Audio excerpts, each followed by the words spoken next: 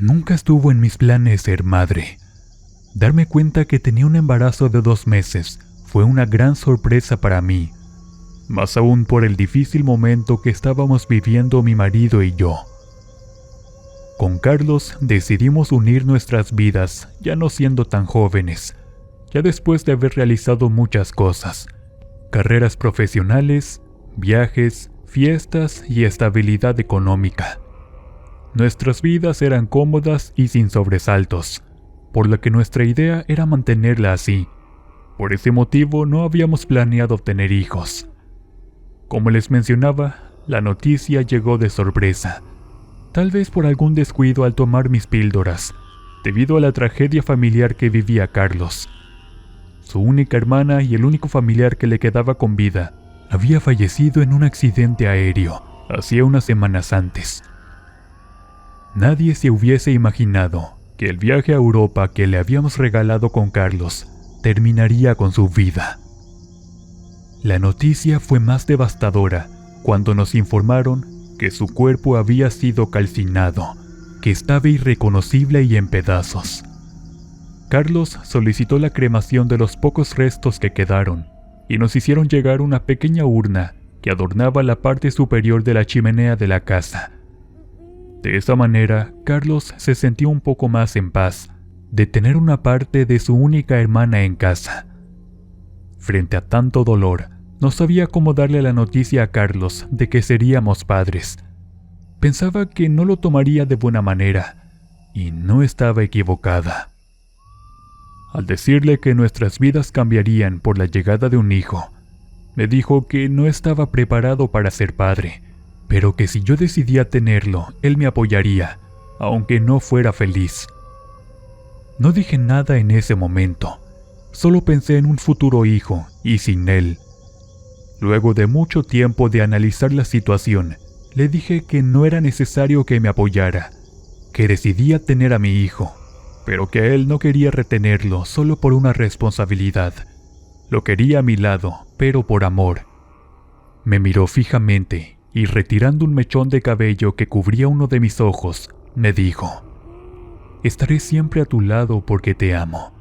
Enfrentaremos esto juntos si decides tenerlo, pero no por una simple responsabilidad, sino por el amor que siento por ti, porque tú siempre me apoyaste, y asimismo lo haré contigo». A pesar de que sus palabras me daban un consuelo, para mí no era suficiente. No solo quería que me amara a mí, sino también a mi hijo, pero decidí no decir nada más y aceptar la situación. Los meses pasaban y mi barriga crecía. Carlos no me tocaba. Pensaba que sentía asco de mí y de cómo me veía. Él solo pasaba las tardes mirando fijamente la urna de su hermana, dándole total protagonismo a ella, haciéndome sentir como si la muerte en vida fuera yo. Me sentía solo como un fantasma en esa casa, por lo que decidí marcharme con todo el dolor de mi alma y tragándome el amor que sentía por Carlos. Renté un pequeño departamento y comencé a decorar la habitación que sería para mi hija. De Carlos no sabía mucho, solo me llamaba una vez a la semana para saber de mi estado y para rogarme que me regresara a casa. Llegado el momento del parto, di aviso a una vecina quien me llevó al hospital y llamó a Carlos para que estuviera presente en el parto de nuestra hija. Él apareció en el momento exacto en el que me llevaban a pabellón. Sentía un gran dolor, pero al sentir la mano de Carlos entre las mías, me hice fuerte como para enfrentar aquel momento, en el cual, después de un complicado procedimiento, lograron dar nacimiento a una hermosa y sana niña. Cuando la enfermera la posó en los brazos de Carlos, pude notar que algo en él había cambiado. Sus ojos se llenaron de lágrimas y una gran sonrisa me daban la certeza de que el amor por nuestra hija había nacido en ese momento. Regresamos a la casa los tres y comenzamos una nueva vida. Los primeros meses fueron complicados al tener que adaptarnos a un bebé, pero con amor logramos superar los pequeños problemas. Todo andaba bien y mi hija crecía como una niña feliz, alegre, curiosa y caprichosa, avalada por su padre, quien cumplía cada uno de sus caprichos. Y por qué no decirlo, también por mí, ya que no podía resistirme a su carita, ni a la expresión que ponía cuando pedía algo. En fin, Lucía había llegado a nuestras vidas para llenarlas de amor, de un amor que jamás pensamos en tener, y del cual jamás estaríamos dispuestos a renunciar. Lucía era todo para nosotros.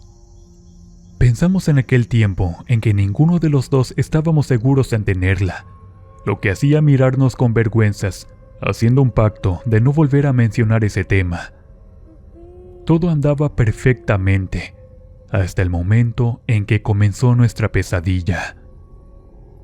Fue una mañana en que recibí la llamada de Carlos para avisarme de que no llegaría a casa sino hasta la noche.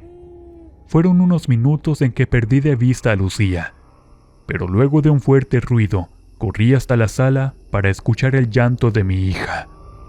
La encontré tirada en el suelo, cubierta de las cenizas de mi cuñada. Se había subido sobre un banco, llevada por la curiosidad de ver las fotos que estaban al lado de la urna, pero en ese momento perdió el equilibrio, cayendo al suelo junto a las cenizas. La tomé en brazos para contener su llanto, mientras le sacudía las cenizas, sin percatarme que se había llevado sus manos sucias a la boca. En ese instante la llevé a la tina del baño y la limpié. Luego de que paró de llorar y se durmió, me fui a la sala para recoger las cenizas que aún estaban en el suelo. Acomodé la urna y dejé todo cual estaba, sin decirle nada de lo ocurrido a Carlos. Después de aquel suceso, Lucía ya no dormía bien. Despertaba en la madrugada llorando y gritando que alguien estaba en su habitación. La tomaba en mis brazos y le decía que todo estaría bien, que en casa no había nadie más que nosotros. Pero ella parecía no comprender. Cada noche era peor a la anterior, por lo que decidimos llevarla a dormir con nosotros, pero la situación no cambiaba. Ya con Carlos estábamos agotados. Pasábamos todas las noches en vela cuidando del sueño de Lucía, por lo que recurrimos a pedirle ayuda a mi madre, quien se fue unos días a vivir con nosotros.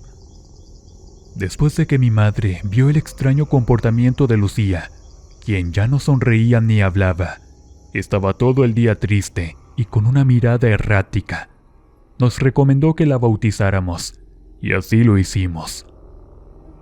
Durante las siguientes semanas al bautismo, todo mejoró, y pensamos que ya los problemas habían quedado atrás, por lo que mi madre regresó a su casa. En una tarde que estaba arreglando la habitación de invitados, en la que se había quedado mi madre, encontré una cartera que había pertenecido a mi cuñada.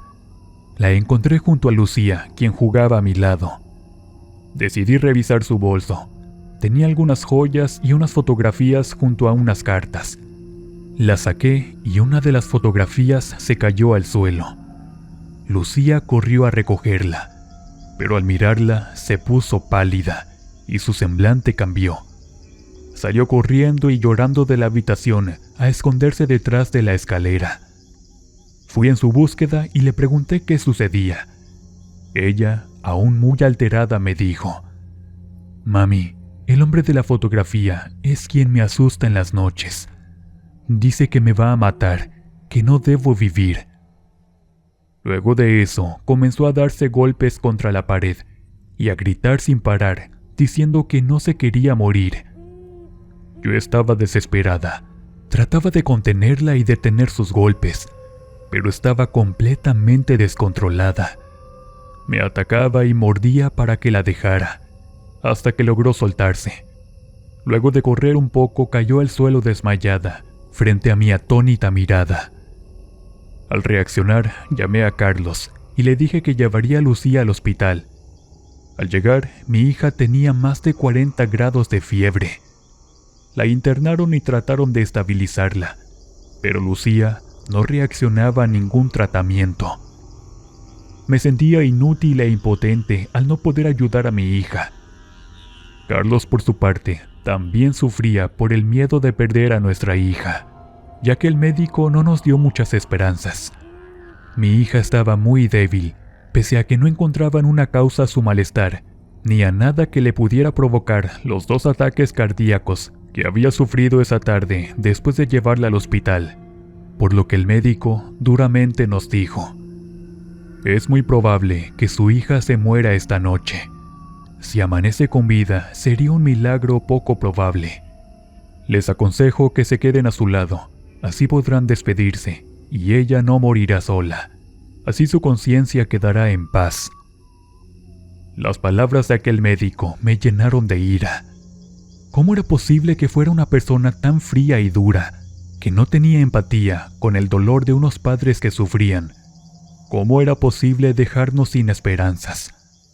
Tenía ganas de golpearlo, pero Carlos me contuvo. No hagas caso a sus palabras. Nuestra hija no morirá. Ella es muy fuerte al igual que tú. No dejaremos que se vaya. Si hace falta un milagro para que siga con nosotros, un milagro tendrá. Me abrazó y sentí que una nueva esperanza llegaba a mi corazón mediante sus palabras. Ingresé a la habitación de mi hija. Se veía frágil y débil. La besé en la frente y le dije que mamá no permitiría que nadie le hiciera daño. Tomé su mano y sentí un leve apretón de parte de ella, lo que me confirmó que me escuchaba. Luego de un momento me dormí a su lado, despertando por un fuerte olor a algo quemado y al humo que inundaba la habitación. Pensé que el hospital se estaba incendiando. Quise salir corriendo con Lucía en mis brazos, pero al llegar a la puerta, algo me detuvo. Un hombre vestido de negro, con la cara quemada, me cerró el paso. Caminé en reversa con mi hija en los brazos, totalmente intimidada por aquella presencia, quien miraba fijamente a Lucía, y el cual, con una voz espectral, dijo: «Tú no debiste nacer, vas a morir, yo no quiero hijos». No entendía nada de lo que ocurría, pero ¿aquel hombre se refería a Lucía como su hija? No sabía cómo reaccionar. Solo le grité que ella no era su hija y que se alejara, pero aquel ser parecía no escucharme. Arrebató a mi hija de mis brazos arrojándome al suelo, mientras que con sus manos totalmente quemadas apretaba el cuello de Lucía. Me arrastré a él llorando y rogando para que dejara a mi hija. Estaba totalmente desesperada, tanto que no me importó que mi cabeza sangrara por el golpe que había recibido. Solo escuchaba los llantos de mi hija, que suplicaban por su vida, gritando que no quería morir y destrozando mi corazón con cada una de sus palabras y súplicas. Ya cuando los gritos de Lucía se hacían más débiles, una segunda entidad se hizo presente en la habitación, diciendo: «Alfredo, ella no es tu hija, suéltala. Tu deseo ya se cumplió, y tu hijo murió junto con nosotros en aquel accidente de avión».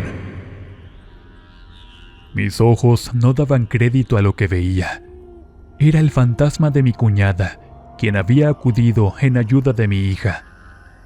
Aquella presencia espectral dejó a mi hija en la cama, y con sus manos quemadas tomó la cara de mi cuñada diciendo: «¿Qué es lo que dices? ¿De qué accidente hablas? En aquel viaje que me llevaste al extranjero para que abortara a nuestro hijo, ambos fallecimos. Nuestro hijo ya no existe, así como tampoco nosotros». Diciendo esto, mi cuñada lo abrazó y desapareció junto a él. Hasta ese momento me sentía totalmente confundida, pero al notar que mi hija había recobrado el conocimiento y me llamaba, dejé de cuestionarme la situación y acudí a su llamado. Mi hijita ya no tenía fiebre, y en su mirada se reflejaba paz y confianza, algo que calmó mi corazón atormentado por el miedo a perderla. La abracé fuertemente y le pedí perdón por no ser lo suficientemente fuerte para protegerla. Ella no entendía, solo me dijo: «Mamá, vamos a casa. No tengas miedo. Te amo y no te dejaré nunca». Rodeó mi cuello con sus pequeños bracitos y me sentí la mujer más fuerte del mundo. Pedí el alta de mi hija y nos fuimos a casa. Al salir del hospital me encontré con Carlos, quien tenía la ropa y sus manos manchadas de tierra. Asombrada, le pregunté por qué se había ido y en dónde estaba, a lo que él me respondió: «Hay algo que nunca te conté, pero que me ha atormentado durante bastante tiempo. Me sentía culpable de la muerte de mi hermana, ya que yo fui el responsable de su muerte. Ella, al quedar embarazada, confió en mí para contarme.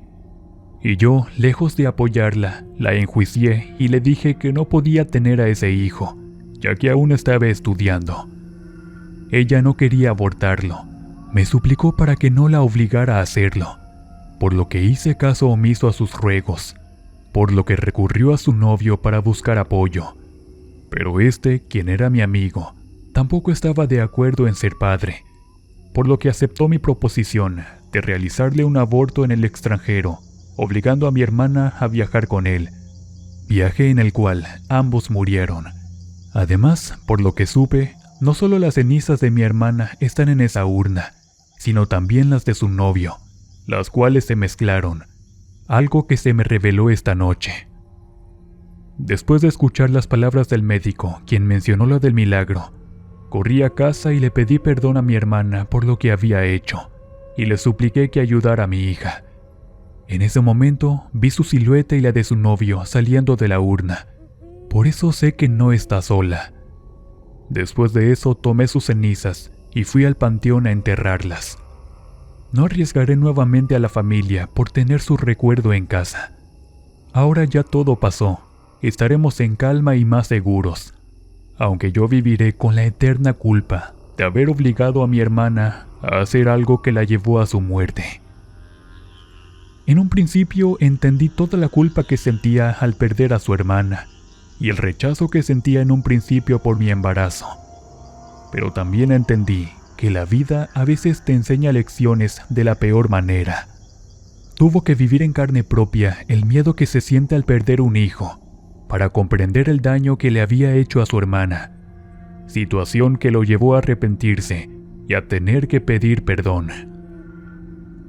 Nadie puede tomar decisiones por otra persona, ni nadie te puede obligar a hacer otra cosa que no quieres, ya que la vida te enseñará de la manera más dura que uno solo es responsable de nuestras propias decisiones y no de las de los demás, ya que las consecuencias pueden ser nefastas no solo para ti, sino también para quienes más amas. Después de aquel episodio, ya mi cuñada descansa en paz, y a Lucía le dimos una hermanita quien crece a su lado, y quien lleva el nombre de mi cuñada en su honor. Así siempre seguirá presente en nuestras vidas. Ambas niñas crecen felices y libres para tomar sus decisiones, confiando en que serán las mejores, ya que nos esforzaremos en guiarlas por un buen camino. Uno puede aconsejarlas y guiarlas, pero no decidir por ellas, algo que Carlos ya aprendió y asumió, obligado por la vida.